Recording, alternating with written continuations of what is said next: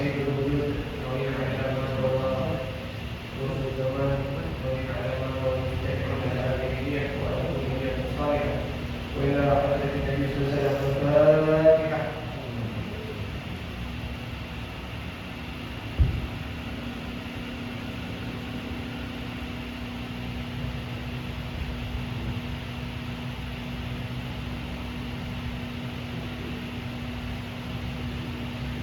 Bismillah, alhamdulillah, wassalatu wassalamu ala sayyidina Rasulillah wa alihi wa sahbihi wa mawalah. Segala puja dan puji hanya milik Allah Subhanahu wa taala. Salawat serta salam senantiasa tercurah ke hadirat junjungan kita, tauladan kita, kekasih kita, panutan kita, pemimpin sejati kita, baginda Nabi besar Muhammad Rasulullah sallallahu alaihi wasallam. Bapak Ibu hadirin hadirat rahimakumullah, insyaallah jika Allah memberikan kesempatan pada setiap pekannya di malam Rabu ini dengan kemurahan hati dari segenap takdirul masjid akan diadakan pengajian singkat, mungkin tidak sampai isya, 20 menit 15 menit saja. Setelah itu ada tanya jawab, dipersilakan. Kitab yang akan kita kaji pada setiap malam Rabu ini adalah merupakan salah satu dari kitab ringkas karya dari seorang ulama ternama di masanya, yakni Sayyidil Habib Abdullah ibn Alawi Al-Haddad Quddisa Sirruhu. Beliau ini seorang ulama yang produktif karena banyak menulis atau menyusun karya-karya. Dari sekian banyak karya-karya beliau, kebanyakan karya beliau itu terkait masalah tasawuf, tazkiyatun nufus, pensucian jiwa. Salah satunya adalah risalah singkat ini yang di hadapan saya akan kita kaji bersama, yakni kitab risalah ada sulukil murid, adab sulukil murid atau etika suluk al-murid. Setiap murid kalau kita mau cari terminologi maknanya, kata murid itu umumnya kita definisikan dengan makna pelajar, muta'allim atau talibul ilm. Tetapi yang dimaksud dengan murid di sini bolehlah kita kutip dan kita sambung dari apa yang disebutkan oleh Imam Busiri dalam risalah Busiriyah. Yang dimaksud dengan murid adalah orang-orang yang berupaya untuk meninggalkan apa yang menjadi kebiasaan manusia pada umumnya. Apa itu? Yakni upaya mereka untuk menanggalkan setiap hal yang menghantarkan mereka kepada kelalaian dari mengingat Allah Subhanahu wa taala, dari bisikan-bisikan atau keinginan-keinginan syahwat, dari hal-hal yang membuat mereka terhalang untuk berjalan pada jalan menempuh keridhaan Allah Subhanahu wa taala. Boleh juga diartikan bahwa murid itu adalah mereka-mereka yang berupaya untuk mencapai takdir tertingginya sebagai manusia, yakni kedekatan dengan Tuhannya Allah Subhanahu wa taala. Bapak Ibu hadirin hadirat rahimakumullah, tasawuf itu satu di antara cabang ilmu yang sebenarnya masuk dalam kategori fardhu ain, wajib individu untuk kita kaji bersama. Fikih, aqidah, tasawuf. Fikih, aqidah, tasawuf. Dan hal ini tidak terlepas dari hadis Nabi sallallahu alaihi wasallam yang biasa kita kenal dengan hadis Jibril. Ketika malaikat Jibril datang menyerupai manusia, kemudian mengajarkan kita akan pokok-pokok ajaran agama kita. Malaikat Jibril tanya tentang Islam, kemudian iman, kemudian ihsan. Islam itu sudah jabaran dari ilmu fikih, iman itu jabaran dari ilmu aqidah, ihsan itu adalah jabaran dari ilmu tasawuf. Jadi kita perlu untuk sampai kepada maqamul ihsan, yakni menyembah Allah dalam keadaan seolah-olah menyaksikan Allah Subhanahu wa taala, atau setidaknya pada kondisi di mana kita merasakan muraqabah, rasa benar-benar diawasi oleh Allah Subhanahu wa taala, disaksikan oleh Allah Subhanahu wa taala. Ini yang kita ingin munculkan dalam hati kita di setiap helaan nafas kita di dalam. Bukan hanya setiap ibadah, setiap helapan nafas, helaan nafas kita. Sayyidina Habib, kita tak apa sebutkan sedikit biografinya. Al-Imam Abdullah ibn Ali al-Haddad Quddisa Sirruh adalah salah satu di antara ulama-ulama kenamaan yang hidup pada abad-abad di empat abad yang lalu, sekira 4 abad yang lalu, di abad 9 Hijriah, sekira itu kira-kira. Satu masa Pak Bu, dengan tokoh ternama di Indonesia dari kalangan ulama suku besar. Siapa dia? Syekh Yusuf Al-Makassari Al-Khalwati, yang digelar dengan Tajul Khalwati Abu Mahasin. Karena dalam risalah, saya rupanya dapatkan dalam satu risalahnya Sidil Habib Abdullah bin Al-Haddad, itu disebutkan bahwa Syekh Yusuf Al-Makassari sempat berjumpa dengan Al-Habib Abdullah bin Ali Al-Haddad. Karena Syekh Yusuf ini seorang tokoh ulama yang dari Makassar. Kita tahu dari Makassar itu yang suka melakukan pengembaraan dalam rangka mencari ilmu agama, terkhusus mengambil khirqah dari para syuyukh Turk Sufiyah, Tariqah Sufi, Naqsyabandi, Syadili, Chisti, Syafari dan lain sebagainya. Salah satunya Tariqah Alawi di Yaman. Beliau sempat di Yaman belajar. Dan ada beberapa ulama juga yang semasa dengan itu. Salah satunya kalau tidak salah ulama-ulama kutub semua ini, orang-orang yang bergelar dengan maqam kutubiyah. Syekh Ahmad Al-Faruqi As-Sirhindi yang punya satu karya monumental dalam Tariqah Naqsyabandiyah, Tabaqat. Bapak Ibu hadirin hadirat rahimakumullah,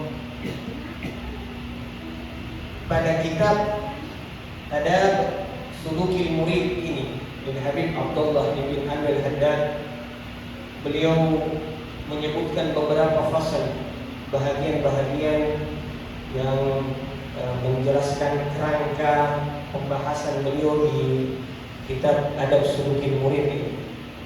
Yang pertama beliau sebutkan, jadi ini berbicara tentang poin-poin seseorang itu, langkah-langkah kemudian seseorang itu menggapai maqam tertinggi di sisi Allah Subhanahu wa taala. Tentu kita ini semuanya mau dapatkan maqam yang amat tinggi di sisi Allah. Kalau orang hari ini dengan susah payah berupaya untuk mencari maqam-maqam dunia, dia habiskan semua hartanya, dia habiskan semua waktunya, padahal sesuatu yang pasti cepat atau lambat dia bakal tinggalkan. Apakah dia yang akan meninggalkan apa yang hendak diraih dari jabatan duniawinya, atau jabatan duniawinya yang akan meninggalkan dia? Tapi kalau ini Allah sudah kasih, insya Allah kekal ila yaumil qiyamah, sampai di hari kiamat. Dan perlu kita tahu bahwa Habib Abdullah bin Al-Haddad itu sosok ulama yang Allah berikan satu kekurangan dari segi fisik, karena beliau diberikan kebutaan, Pak Bu. Tetapi kebutaannya tidak menghalangi beliau sama sekali untuk menuntut ilmu agama. Bahkan beliau termasuk salah satu di antara ulama yang produktif, menulis atau menghasilkan berbagai macam karya-karya dalam ilmu-ilmu agama. Seharusnya kita saja yang diberikan mata melek lebih semangat lagi daripada Habib Abdullah bin Al-Haddad. Tapi ya Ali Abdullah ini betul buta matanya, zahir matanya buta, tetapi mata batinnya menembus lebih terang daripada mata batin manusia pada umumnya yang melek mata. Kata beliau, "I'lam anna awwal at-tariq," ketahuilah bahwasanya mula-mula jalan bagi setiap para penempuh jalan menuju Allah Subhanahu wa taala adalah ba'ithun qawiyyun yuqdhafu fi qalbi al-'abdi yuz'ajuhu wa yuhlikuhu wa yahuthuhu 'ala al-iqbal 'ala Allah wa dar al-akhir. Adalah ketika diletakkan, tidak hanya sekedar diletakkan, tapi dalam ungkapan Al-Habib Abdullah ini disebutkan yuqdzaf, bukan sekedar diletakkan, dihempaskan. Ba'ithun qawiyyun, dorongan yang kuat. Di mana dihempaskan dorongan yang kuat itu? Di dalam hati. Yuqdzaf, ba'ithun qawiyyun, di bahasa ini bikin tambah cerdas. Yuqdhafu fi qalbi al-'abdi yuz'ajuhu wa yuhibbuhu, dihempaskan di dalam hati hamba Allah. Apa itu? Dorongan yang kuat. Apa yang dimaksud dorongan yang kuat itu? Beliau katakan yuz'ajuhu wa yuhibbuhu, yang membuat dia bingung, gelisah, cemas, tidak karuan. Dia tidak merasa tenang. Tidak tenang kenapa? Sampai dia ada yakhuthuhu 'ala al-iqbal Allah dari akhir. Sampai dia benar-benar menghadapkan dirinya kepada Allah, kepada keridhaan Allah, kepada rahmat Allah Subhanahu wa taala dan harapannya terhadap kehidupan akhirat. Dia tak bisa tenang dia, kecuali di dalam keadaan benar-benar menghadap kepada Allah dengan ragam bentuk ibadah misalnya. Tak bisa tenang di rajal ini. Sudah azan ya, Allahu Akbar, Allahu Akbar. Pokoknya tidak tenang hati ini, gelisah terus sampai selesai sholat, sampai waktu sholat, selesai sholat baru mulai enjoy, tenang. Itulah yang disebut dengan ba'ithun qawiyyun, dorongan yang kuat. Yuqdzaf, tidak hanya diletakkan, tetapi dihempaskan. Kalau saya punya tombak, saya letakkan begitu saja, maka dia tidak bakal tegak begitu saja. Tapi kalau saya punya tombak, saya hempaskan, maka dia tidak hanya terletak begitu saja, tertancap sampai ke dalam. Yuqdzaf. Jadi memang betul-betul kuat, memberikan asar yang kuat. Jadi kalau Bapak Ibu hadirin hadirat sudah merasakan hal tersebut, gelisah perasaan, tidak enak perasaan, kecuali kalau sudah benar-benar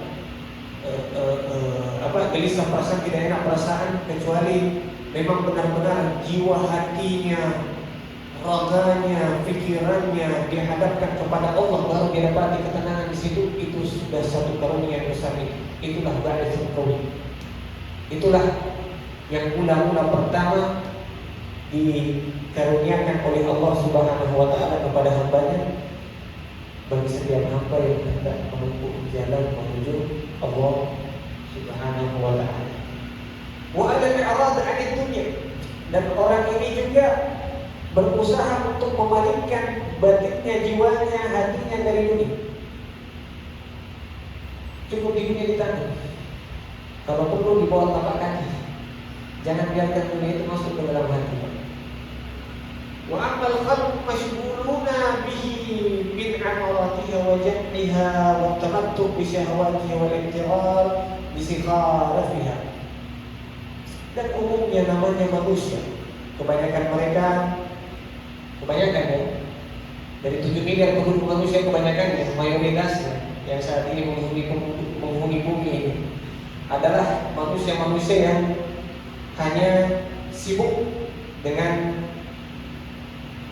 urusan-urusan duniawi, memakmurkan apa-apa yang menjadi harapan, keinginan, cita-citanya dari kehendak-kehendak duniawi. Waktu senang-senang dengan hasrat syahwat, wal iktirar bisa kharafika, dan lain dengan perhiasan-perhiasan. Umumnya manusia seperti itu. Jangan sampai kita kena ayat falamma nasu ma dzukiru bihi, dan tatkala mereka lupa dari peringatan yang Allah berikan kepadanya, fatahna lahum abwaaba kulli syai', maka kami bukakan kepada mereka pintu dari semua kenikmatan itu. Hatta idza farihu, hingga tatkala mereka gembira, sudah gembira pada puncak gembira, bima utu, atas apa yang telah kami karunia, atas apa yang telah dikurniakan kepada mereka, akhadnahum baghtah, maka tiba-tiba apa yang terjadi? Akhadnahum baghtah, kami berikan atau timpakan kepada mereka musibah seketika, baghtah, musibah seketika, yang menjadikan apa? Faidahum mublisun, yang menjadikan mereka diam, tercengang, tidak bisa berkata apa-apa sama sekali. Jangan sampai kita seperti itu, sibuk dengan urusan dunia. Dan itu satu di antara alamat usaha. Kalau nanti manusia mayoritasnya sudah lupa dan lari kepada Allah, tunggu-tunggu itu, dekat-dekat musibah pun datang. Tidak ada sebahagian dari yang disebutkan para ahlullah, kita punya masa dengan itu sudah dekat sekali. Masa kita itu dengan itu sudah dekat sekali. Dunia kemunculan al-mahdi itu dekat. Wa hadzal ba'its min junudillahi al-batinah, dan sesungguhnya ba'its ini adalah junudullahi al-batinah, merupakan tentara dari tentara-tentara Allah Subhanahu wa taala. Dalam satu riwayat disebutkan inna lillahi junudun mujannadah, Allah itu punya tentara dari sekian banyak tentara. Tentara apa yang dimaksud?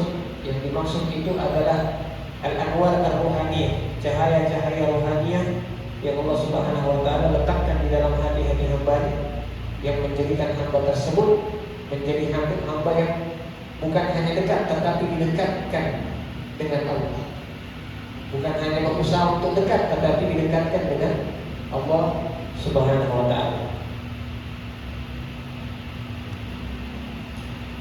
Wa huwa min nafahatil inayah, dan yang bagi surgawi tadi itu Pak, itu dorongan yang kuat yang membuat kita gelisah, tidak enak, tidak tenang. Kecuali nanti kalau menghadapkan diri kepada Allah, kalau mengupayakan hal-hal yang memang menjadi hal yang paling pokok buat kita, yakni masa depan kita, kehidupan akhirah, baru bisa merasakan ketenangan. Ini adalah nafahat al-inayah wa a'lamil hidayah, adalah merupakan bahagian dari karunia-karunia pertolongan dari Dia Allah Subhanahu wa taala, wa a'lamil hidayah, dan merupakan bahagian dari kibaran-kibaran hidayah. Kalau a'lam itu artinya bendera hidayah. كثيرا ما يفتح به على العبد عند التخويف والترغيب والتشريع وعند النظر الى اهل الله تعالى والنظر منهم وقضيتهم بدون السبب. Biasanya ba'itsul qawi tadi Pak, atau dorongan yang kuat itu yang kita masukkan dalam kategori hidayah, bukan sekedar hidayah sebenarnya, tetapi itulah yang disebut dengan hidayah taufik. Ada kan dua hidayah, ada hidayatul irsyad, ada petunjuk berupa irsyad yang kita bisa dapati dengan dulu di majelis taklim, kita dapati dengan membaca kitab, kita dapati dengan mengucapkan atau berkumpul dengan orang-orang saleh. Tetapi inilah yang kalau kita boleh istilahkan, inilah yang dimaksud dengan hidayah taufik. Memang bukan sekedar petunjuk, tetapi dorongan yang kuat sehingga mampu untuk berbuat hal-hal yang mendatangkan keridhaan Allah, menghantarkan kepada maqam tertinggi di sisi Allah. Kebanyakan didapati atau dibukakan kepada hamba itu disebabkan pertama at-takhwif, ditakut-takutin, at-targhib, didorong dengan semangat, at-tashwik, dibuat merindukan, takut. dibuat takut kepada Allah, didorong untuk mengharapkan keridhaan Allah, untuk mengharapkan kenikmatan kehidupan dalam kehidupan ukhrawiyah, atau tasbih ini yang tinggi. Tasbih didorong untuk membuat hati ini benar-benar merindukan Allah, rindu. Salah satu orang yang maksur itu adalah ketika seorang hamba itu meminta, Allahumma rzuqna syauqan ilaika wa nadhar ila wajhikal karim. Ya Allah, karuniakan saya kerinduan kepadamu. Adakah di antara kita dalam satu hari ini benar-benar merasakan kerinduan kepada Allah? Itu satu anugerah yang besar. Rindu. Atau boleh jadi ba'isul kawin itu, Bapak hadirin hadirat, itu datang lewat an-nazar, memandang wajah para kekasih Allah, memandang wajah para kekasih Allah Subhanahu wa ta'ala. Wa nadhari minhu, atau boleh juga karena pandangan kekasih Allah kepada hamba tersebut. Jadi orang dapat hidayah hanya gara-gara dipandang oleh memandang wajah kekasih Allah. Ada juga yang karena pandangan kekasih Allah kepada dia dapat hidayah saja. Ada satu kisah di salah satu negeri di Hindustan. Seorang syekh namanya Syekh kalau saya tidak salah namanya Syekh Nizamuddin Aulia. Itu saking terangnya cahaya nur ilahiyahnya yang ada di wajahnya itu, ketika beliau lewat di satu kampung masuk Islam. Cuma gara-gara lihat wajahnya. Bagaimana itu dahsyatnya? Ada kan orang punya karamah seperti itu, Allah nampakkan cahaya yang luar biasa. Mungkin juga karena itu tidak hanya sekedar tambahan, ya memang ada cahaya nur yang dahsyat. Jadi cuma lewat saja, takjub masuk Islam. Tak boleh jadi seorang wali melihat dia masuk Islam. Ada juga yang takut tadi, tiba-tiba muncul rasa takut, dibuat dia takut kepada Allah. Diulikan seperti yang dikisahkan oleh Syekh Abdul Wahab Asy-Sya'rani dalam kitab At-Tabaqatul Kubra.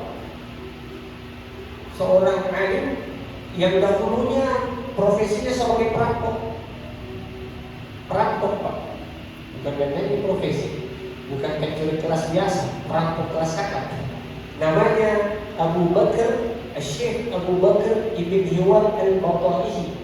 Bataihi ini satu kabilah atau suku dari suku Kurdi yang bertempat di Baghdad, Irak. Bataihi. Jadi kisahkan Syekh Abu Bakar Ibn Hiwal Al-Bataihi, Quddisa sirruhu radhiyallahu anhu, ketika beliau mau melancarkan aksinya merampok di satu kampung, pas di malam hari lewat di salah satu rumah, kebetulan terjadi percakapan antara suami istri di dalam rumah tersebut. Di antara percakapannya, sang istri mengatakan, "Wahai suamiku, tutup rapat-rapat pintu, jaga kami dari kejahatannya Ibnu Hiwar, sungguh kami takut kepadanya." Dengar Ibnu Hiwar ini ada di sementara di depan rumah yang ceritanya. Dengar ini percakapan, kami takut kepada Ibnu Hiwar. Seketika Ibnu Hiwar, Syekh Ibnu Hiwar tadi, Syekh Bakar Ibnu Hiwar Al-Bataihi ini malu sesaat itu. Subhanallah, ini orang demikian takut kepada saya, padahal apalah daya upaya saya manusia yang lemah ini. Sementara saya sampai saat ini tidak pernah takut kepada Allah Subhanahu wa ta'ala, padahal dia zat yang maha kuat dan maha segala-galanya. Maka dia berhenti dari merampok sesaat. Dia pergi ke rumahnya, dia pulang ke rumah, dia tertidur. Dalam namunan tidurnya dia mendengarkan suara Bismillahirrahmanirrahim, surah ayat ya, alam ya, Bismillahirrahmanirrahim, alam ya'ni lil ladzina amanu an takhsha khashi'at qulubuhum li dzikrillah. Bukankah telah datang saatnya hati itu menjadi tunduk, khusyuk, takut. Lilladzina amanu, bagi hamba-hamba yang beriman kepada Dia Allah Subhanahu wa taala, untuk mengingat, karena mengingat Allah Subhanahu wa taala di dzikrillah.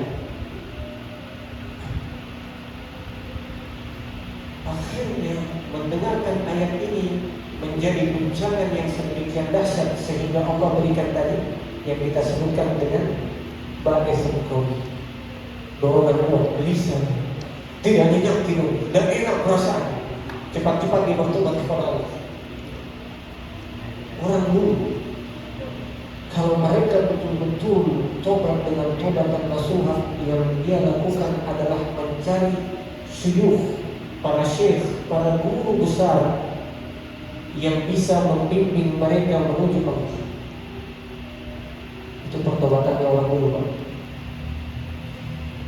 Walhasil ketika Syekh Abu Bakar Ibn Hiwar Al-Watta'i dalam pencariannya mencari guru-guru sufiyah, ulama yang bisa membimbing dia menuju Allah, menuju maqam yang mulia di sisinya, menuju ma'rifatillah. Beliau tidak dapat hidup di Irak seperti mana yang diharapkan. Bersedihlah Syekh Abu Bakar Ibn Hiwal Al-Watta'i. Di tengah kesedihannya dia tertidur. Dalam tidurnya dia bermimpi ketemu baginda Rasulullah sallallahu alaihi wasallam. Kata Syekh Abu Bakar Ibn Hiwal Al-Watta'i, "Ya Rasulullah, a'tinil khirqah." Saya meminta khirqah di sisimu. Khirqah itu kalau dalam dunia ahli thariqah atau para sufiyah itu adalah secari kain yang diletakkan sebagai alamat bahwa orang tersebut sudah mumpuni dalam kedalaman atau keluasan ilmu thariqah, ya, kira-kira seperti itu, atau seorang yang sudah sampai kepada maqam ma'rifatillah, atau kalau kita mengartikan boleh juga seseorang yang sudah diiktiraf sebagai wali min auliyaillah, wali dari wali-wali Allah Subhanahu wa taala. Dulu ini bukan hirqah zaman sekarang. Hirqah zaman dulu. Kalau zaman sekarang ya sembarang. Kendati bukan wali dikasih hirqah. Sekedar anu saja, simbol duniawinya sekarang, bukan lagi seperti dulu. Dulu udah gampang. Akhirnya hirqah ya Rasulullah, bimbing saya, berikan saya hirqah yang benar-benar bisa menghantarkan saya untuk usul sampai kepada Allah. Maka kata Rasulullah SAW, kebetulan dalam mimpi itu di sampingnya Sayyidina Abu Bakar. Ente minta sama Abu Bakar Siddiq, Sayyidina Abu Bakar Siddiq. Akhirnya menghadap kepada Sayyidina Abu Bakar. Sayyidina Abu Bakar Siddiq meletakkan khirqah, kain secari kain itu, kemudian memegang ubun-ubunnya dan mendoakan Ibnu Hiwar Al-Watta'i jadi wali besar, jadi kutub. Bukan cuma sekedar wali, Pak, ya, kutub di masanya, salah seorang di antara kutub di masanya. Jadi jangan main-main. Kalau ada orang yang boleh jadi orang yang profesinya ahli maksiat, bukan cuma sekedar maksiat biasa, maksiat besar, tiba-tiba Allah bukan hanya sekedar Allah jadikan hamba yang saleh, bukan cuma wali, kutub di masanya, jadi kutub dia. Kemudian Rasulullah berpesan, "Wahai Abu Bakar Ibn Hiwar Al-Watta'i, dari sejak sekarang engkau akan menjadi sebab yang dengannya hidup kebiasaan para ahlullah yang telah wafat, dan namamu akan harum dari sejak sekarang hingga yaumil qiyamah. Darimulah akan bermunculan mereka para ahlullah, para kekasih Allah. Kau akan menjadi sebab menunjukkan manusia kepada ma'rifatillah." Syekh Abu Bakar Ibn Hiwar Al-Watta'i itu punya banyak keramat, Pak. Saya tidak mau sebutkan sekian banyak keramatnya, cuma yang satu ini buat saya menarik. Apa itu? Kata Syekh Abu Bakar Ibn Hiwar Al-Watta'i, rahmatullah alaihi wa qudisa sirruhu. Awtadul Iraq samaniyah. Tiang panjang, bukan panjang ya, pasak ya. Pasak bumi di Irak itu ada 8 orang. Maksudnya para wali Allah yang dengannya diturunkan keberkahan, dijauhi bala, yang dengannya manusia bisa mendapat faedah yang banyak terhadap ilmu-ilmu asrar, anwar. Itu ada 8 orang. Dan 8 ini 7-nya sudah wafat semua.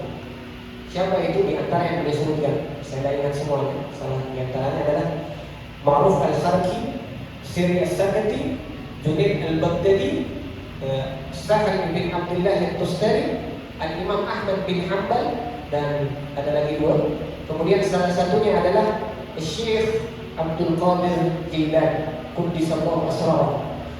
Jadi muridnya bertanya, siapa itu Syekh Abdul Qadir Jilani? Nah, belum hidup di zaman sekarang. Jadi wali Allah. Jadi Syekh Abi Bakar Al-Bata'i tadi ini belum hidup. Syekh Abdul Qadir Jilani sudah prediksi namanya. Dia adalah seorang ulama besar yang akan sampai kepada maqam siddiq.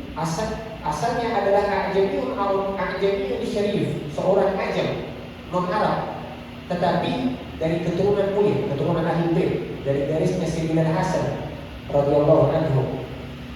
Dia akan wafat di negeri ini, Baghdad, dari Kilani Persia, satu wilayah di Persia. Kemudian dia akan wafat di negeri ini, akan hadir kira-kira 2 abad setelah saya. Dia akan lahir 1-2 abad setelah saya, pada abad ke-5 Hijri. Salah satu di antara ulama.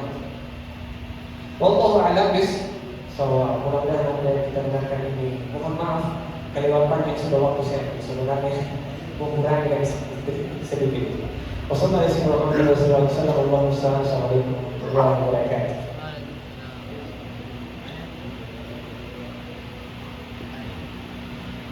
Bismillahirrahmanirrahim. Assalamualaikum warahmatullahi wabarakatuh.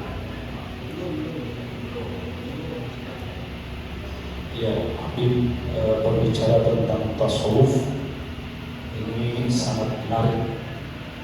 Bahkan tasawuf ini di kalangan umat Islam dikatakan sebagai bid'ah. Ya, karena mungkin pemahaman mereka belum sampai ke tahap itu. Ya, berkaitan tentang tasawuf ini adalah ajaran di dalam Islam di mana memurnikan jiwa, kemudian juga memperbaiki akhlak, di mana tujuan semata-mata untuk kehidupan akhirat. Yang menjadi pertanyaan saya di sini, Habib, banyak orang kalau berbicara tentang tasawuf itu lebih kepada bisnis, sesuatu yang bisnis, yang tidak bisa dicerna oleh akal pikir. Seperti tadi, seperti ada kisah tadi yang lewat yang bukan bercahaya, semua orang masuk Islam. Kalau kita pikir secara logika tidak akan sampai. Nah, itulah hebatnya tasawuf. Yang jadi pertanyaan saya, bagaimana tinggi makam seseorang yang sudah bertasawuf itu?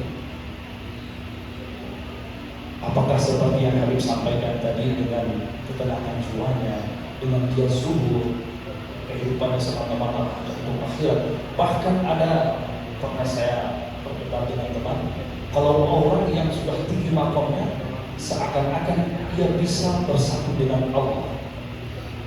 Nah ini, kalau kita pikir secara logika lagi, maka tidak akan bisa masuk akal itu. Jangankan kita manusia bisa bersatu dengan Allah, Nabi Muhammad saja tidak bisa bersatu dengan Allah, apalagi kita manusia. Jadi seperti itu. Demikian Habib, tolong penjelasan.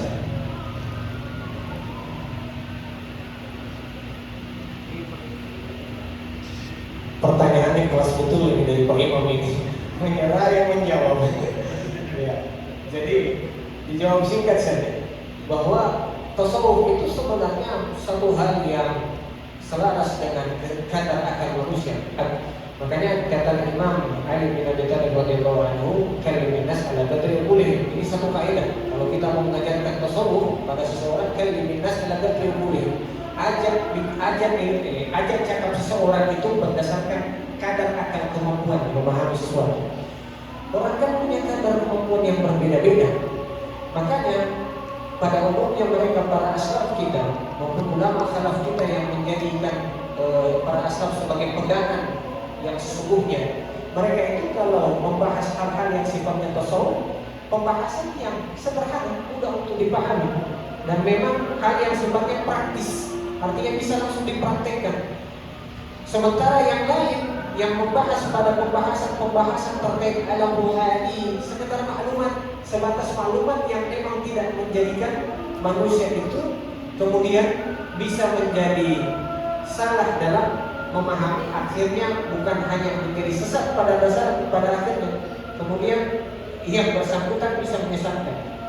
Bukan komentarnya bukan hanya akan menjadi kesesatan, yang bersangkutan bisa menyesatkan. Makanya para aslaf kita terdahulu itu seperti Habib Abu Bakar, Habib Abdullah bin Bakar Al-Ustaz Akbar itu mewanti-wanti seseorang untuk membaca kitab-kitab dengan pembahasan yang detail, seperti pembahasan yang ada pada kitab Al-Jibritul Ahmad dan lain sebagainya. Bukan mengingkari kitab itu tidak, tetapi mengkhawatirkan adanya fitnah pada pembahasan seperti itu. Kira-kira seperti itu saja. Adapun terkait masalah tasawuf, saya ingin kutip satu di antara ungkapan para ulama, di antara ulama al-madzhab al-arba'ah, kalau salah ucapan Imam Malik atau ucapannya Imam Syafi'i rahmatullahi, man tasawwafa wa lam yatafaqqah wa lam yatafaqqah man tafaqqah wa lam yatasawwafa faqad tafassara. Siapa yang berfikih, belajar ilmu fikih tetapi tidak bertasawuf, maka dikhawatirkan dia jatuh menjadi hamba yang fasik. Tapi lebih parah lagi siapa? Man tasawwafa wa lam yatafaqqah faqad tazanda. Siapa yang belajar ilmu tasawuf, bertasawuf tetapi tidak berfikih, tidak memegang syariat, hati-hati, jadi zindik. Zindik itu bisa jatuh kepada kafir, sudah kafir. Ya, sudah kafir, itu zindik itu kafir. Wallahu a'lam bis-shawab. Assalamualaikum warahmatullahi wabarakatuh.